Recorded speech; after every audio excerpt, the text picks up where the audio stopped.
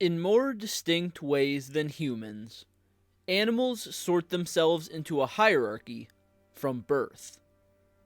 The strongest survive and receive preferential treatment, which is earned mostly by their feral instinct and performance in the wild. The runts, meanwhile, either die or are pushed away, forced to forge out on their own, or lap at the heels of their brothers and sisters.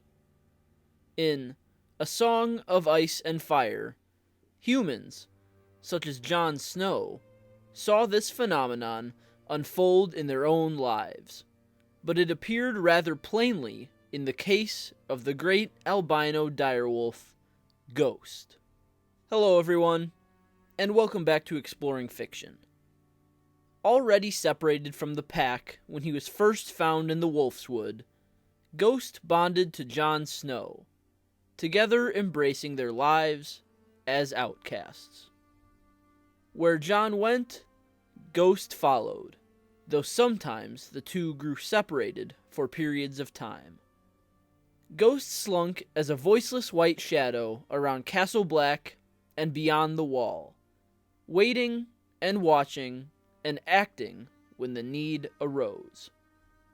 Like some of his littermates, he was locked up in times of great strife, and thus unable to aid his owner.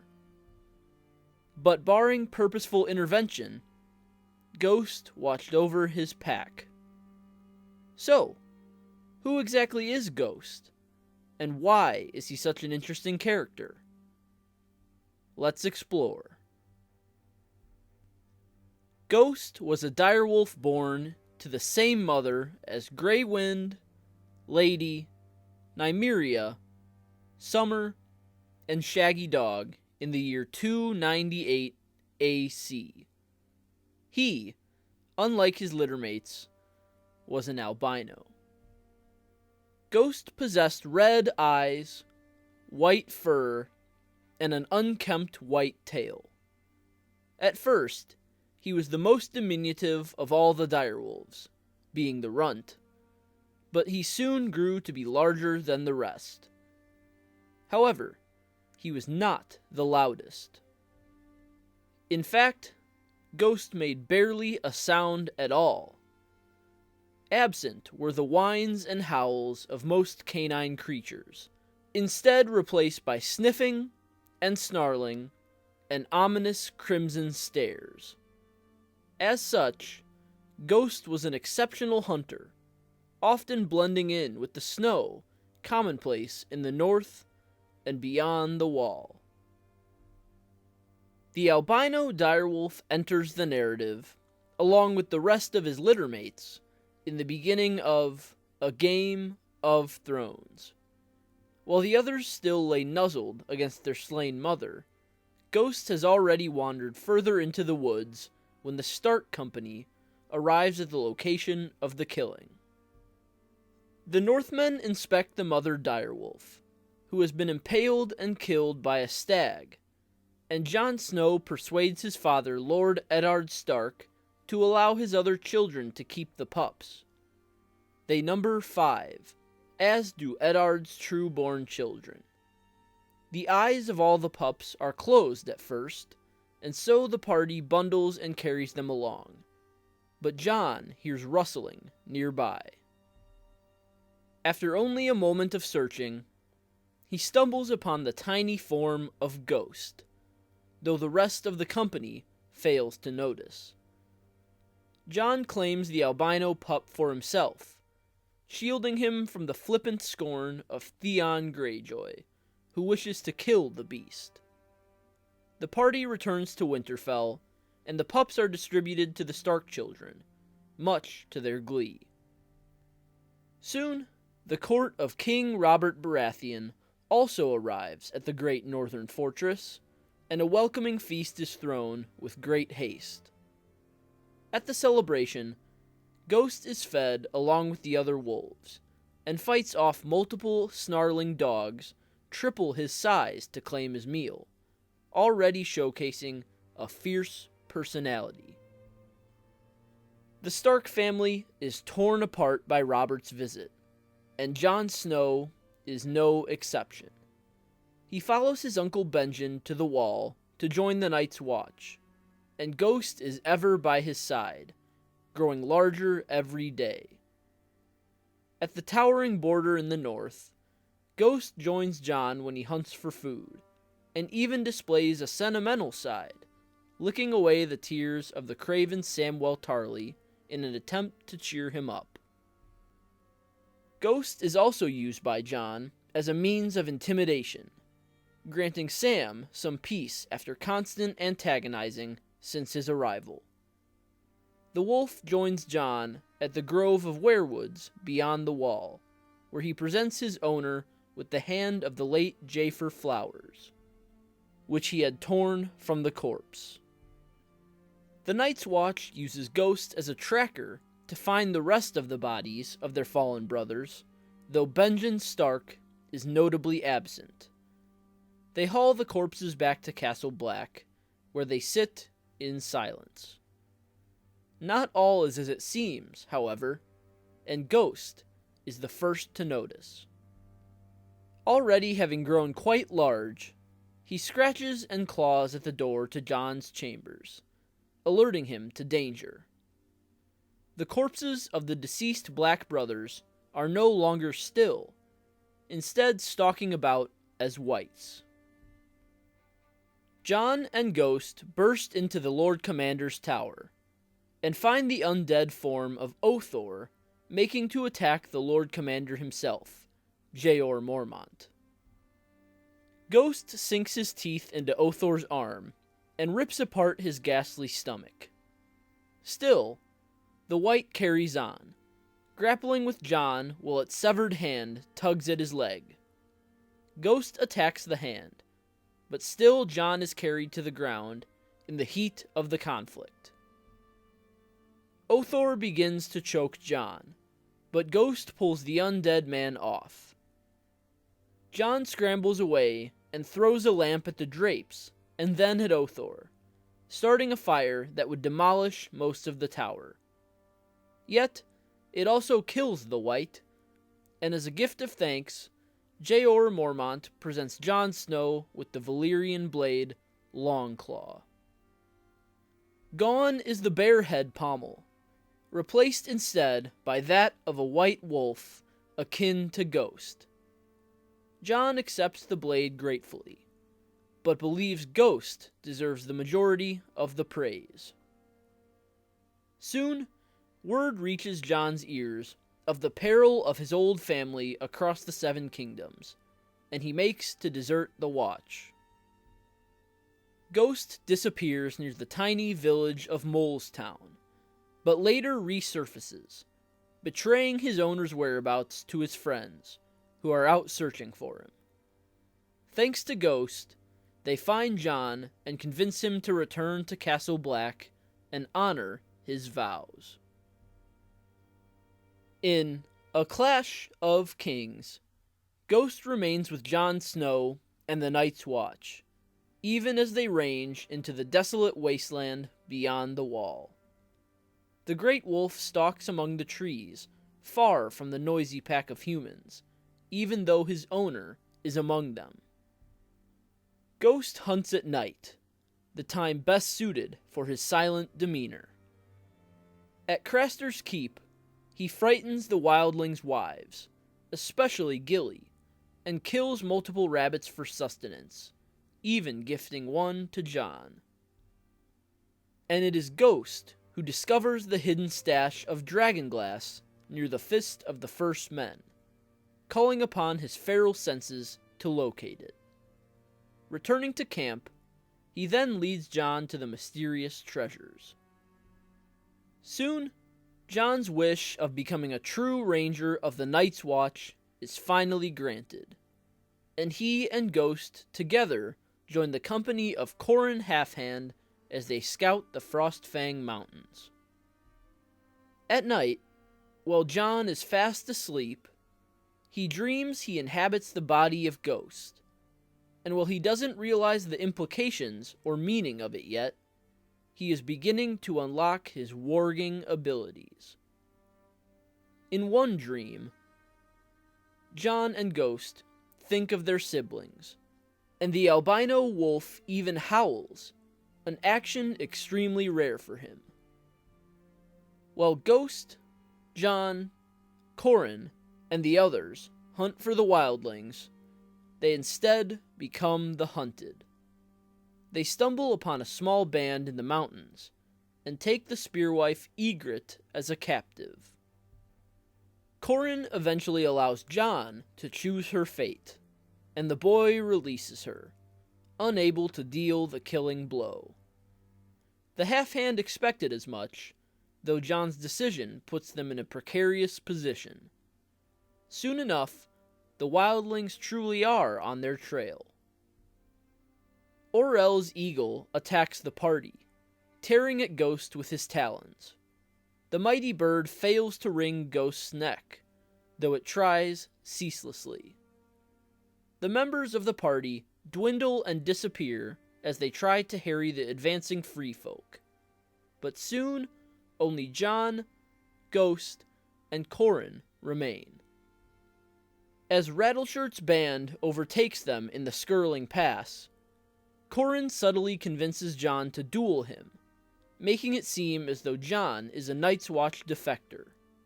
In the skirmish, Ghost tears at Corin's calf, which allows Jon to deal the killing blow and throw in his lot with the wildlings. Ghost remains with Jon in A Storm of Swords, even as they temporarily shift allegiances. At first, Jon uses Ghost as a means to keep Ygritte away from him when she makes unwanted advances in the night. But even the direwolf cannot stay the growing lust in Jon's heart. Soon, some of the wildlings make for the wall, with Jon among them, and the Bastard of Winterfell sends Ghost away, with instructions to return to Castle Black. Jon is preparing to scale the wall with the others, a task in which Ghost cannot follow. He prays that the albino beast understands his words, but as he eventually arrives back at Castle Black, there is no sign of Ghost. Jon has begun to accept the warg abilities he has glimpsed in his dreams, but he can no longer feel his connection to Ghost, which means the beast is still lost on the other side of the wall. Jon grows busy at Castle Black as many events unfold. But when he finally is able to cross back beyond the wall again, Ghost finds him quickly.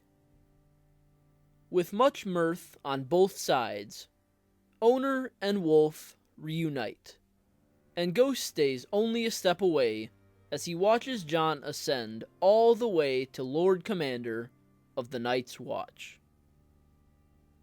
Like Jon Snow, Ghost hardly appears in A Feast for Crows, but he plays a prominent role once again in A Dance with Dragons. Spared the harsh rangings of the previous Night's Watch and wildlings after them, Ghost sits and sleeps beside Jon in his new chambers, those previously belonging to Donal Noy. In the dead of night, the minds of Ghost and Jon share thoughts and dreams, and together they think of their littermates. Through Ghost, Jon sees Nymeria and Shaggy Dog scouring the wilderness, and also senses the death of some of the others. Summer they cannot see, for Bran's wolf is beyond the wall on a quest of hidden meaning, though Jon and Ghost do not realize it. After Jon wakes, he interprets the dreams as best he can, and realizes Grey Wind is dead, and Robb along with him. As Jon moves about Castle Black, overseeing the Night's Watch, Ghost pads close by, and the beast takes a great liking to both Melisandre, who warns Jon to keep Ghost with him always, and Val, the wildling royalty. Ghost tails Jon out beyond the wall once again, and together they come upon the giant Wun and other wildling stragglers, ultimately setting into motion the immigration of the wildlings into mainland Westeros.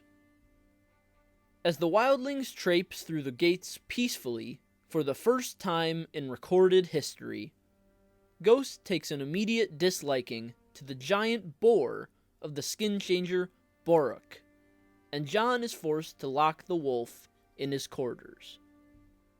Selyse Florent, queen to Stannis Baratheon, greatly approves, claiming that Ghost frightens her daughter, Shireen.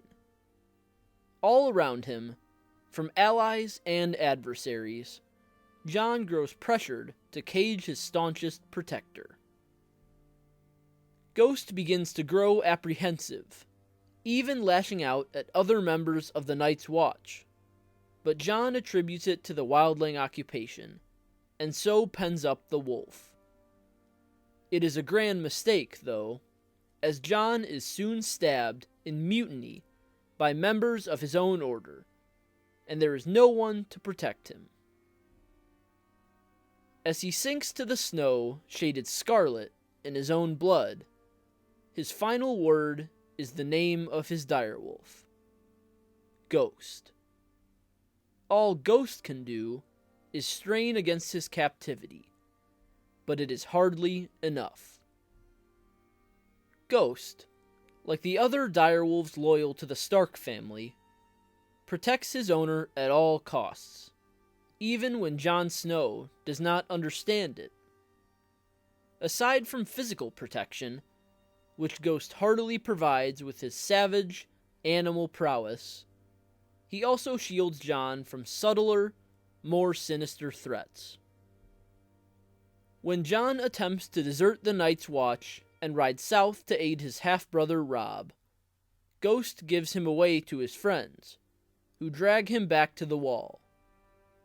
Though Jon's heart desired to take up arms with the Starks, rather than sit in training at Castle Black, he would have been banded a criminal. By betraying his location, Ghost saves Jon from dooming himself to the headsman's blade. Ghost attacks Qhorin Halfhand in a key moment before the wildlings, allowing Jon to kill the man and assume an identity as a traitor. Ghost held no qualms about biting a fellow member of the Watch, for he knew it was needed for Jon to survive. And at Castle Black, when Jon assumes the title of Lord Commander, Ghost identifies friends and foes for his owner through his demeanor toward them, signs of which Jon grows ignorantly blind. Ghost shows affection for Melisandre and Val, who truly seem to have Jon's best interests in mind, and bares his teeth at the members of the Watch who are soon to become mutineers. Though humans cannot always sense deadly intentions, the instincts of animals are rarely fooled. Jon reasons that Ghost is on edge for separate reasons, and succumbs to the requests of others to hide the beast away, despite his better judgment. So, when Jon is stabbed and left to die in the twilight snow, Ghost can only watch and wait. Tooth and Claw are rendered useless, and Ghost is reduced to an onlooker. Just like his littermate Grey Wind at the Red Wedding, Ghost's primal senses and sensibilities are brushed aside at the most urgent times, and only through physical barrier is he prevented from doing his duty to his owner. While the story of Ghost may be far from over, he will certainly be a changed wolf due to the circumstances of the events unfolding at the Wall. Silent and fierce, a snowy specter stalking through the trees, the direwolf Ghost presented himself a menacing figure to friend and enemy alike. born the runt of his litter, Ghost found himself bonded to the runt of the Stark litter, and the pair grew fearsome indeed. Whether at the wall or beyond it, Ghost protected and fought alongside Jon Snow with unquestioning loyalty and resolve. Though he was eerily silent, he nudged Jon in the right direction on countless occasions, and only failed when his owner acted against his instincts. Jon Snow met a grim fate, without Ghost there to protect him, but it was mostly his own doing, and hardly the fault of the wolf. Nevertheless, the fierce beast that was Ghost was a silent guardian. So, that's all for this video. Leave a comment with your thoughts. I'd love to hear them. Leave a like if you enjoyed, and subscribe if you're new here. I'd love to have you.